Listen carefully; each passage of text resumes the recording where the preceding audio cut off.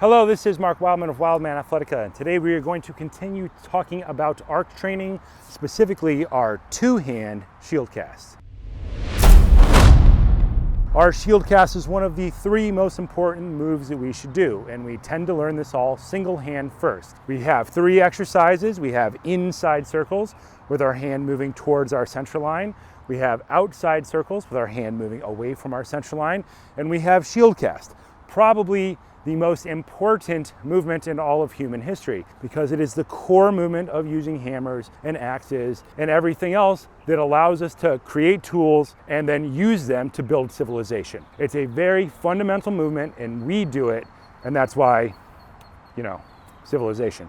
We practice it with our single arm club first, and we start and we repeat volume cycles and density cycles over and over and over again with increasingly heavy weights in order to build our structural alignment to do more human activities. We're going to expand this idea into the arc now.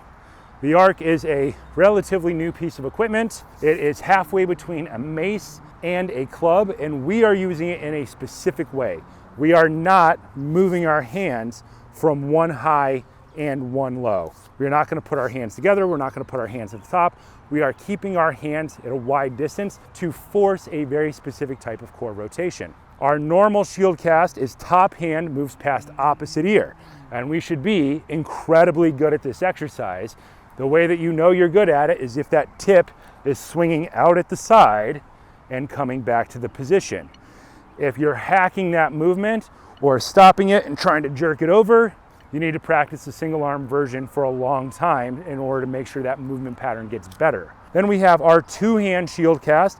Top hand moves past opposite ear, and by doing it with two hands, we force ourselves to rotate even better, and we can jack the weight up higher and higher and higher into the 50, 60, 70 pound range and turn it into just pure athletic beast monster power. Now with the arc, we're going to make the rotation even more dramatic. I thought that my rotations were pretty good until I picked up the arc, and I realized that my left side arc shield cast was not as good as I thought it would be. And I realized there's more stuff for you to practice always and forever. Bottom hand does the work instead of the top hand when we separate our hands for the arc. The bottom hand is holding in the balanced position. Instead of our arm being straight ahead, we are turning it into this inside movement, which is a very different shoulder position. You're gonna have to get used to it. Top hand is our supporting hand when we're in balance. When we go to our shield cast, the top hand is going to take over and the bottom hand is going to become the balance hand. We're not moving our hands. That's what makes it hard. We are going to force this big rotation and come back to our catch. Big rotation, come back to catch. Big rotation, come back to catch. Big rotation, come back to catch. What you're going to notice is this movement, way bigger than it is with two hands together. We're going to work on this rotation, going all the way back to that back position, continuing our rotation and catching. The other side. Bottom hand does the work when you're in balance. Top hand does the work once the swing starts. That bottom hand is going to push to start the movement. Top hand starts to take over, get past the opposite ear, go around the head, catch. Bottom hand takes over. Top hand is balance.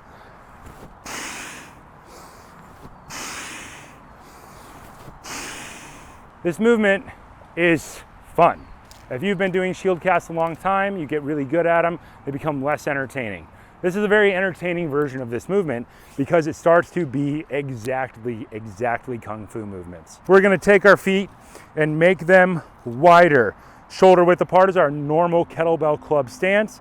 We are going to make it wider, and this is going to start becoming two shoulder widths apart. Don't duck butt out. Tuck your tailbone underneath, breathe behind the shield, point your feet straight ahead. The bottom hand is dominant when we're in the balanced position. The wider your legs become, the crazier these movements become, and they start to become our pure athletic fundamentals of violence even better. Change that side, rotate, pull, rotate, pull, rotate, pull, rotate, and pull. You can make your horse stance as low as you want. The lower you make your horse stance, the more you're going to get out of doing the shield cast. With single arm club and two hand club, we're focused on that feet together because we're trying to focus on pure standing position. With this, we're moving our feet farther apart because in martial arts, there's a thing where you want to minimize your number of steps to the target by making your steps bigger and bigger over time. This is just a great way to isolate a piece of that and make it better. And that's all athletic training is, finding individual postures and movement patterns, isolating them, training them repeatedly, building up in weight until that fundamental piece gets better and better and better. It's a classic Bruce Lee strategy. Focus on those basics, make them incredibly good, add them to different leg positions, and just add it up more and more over time.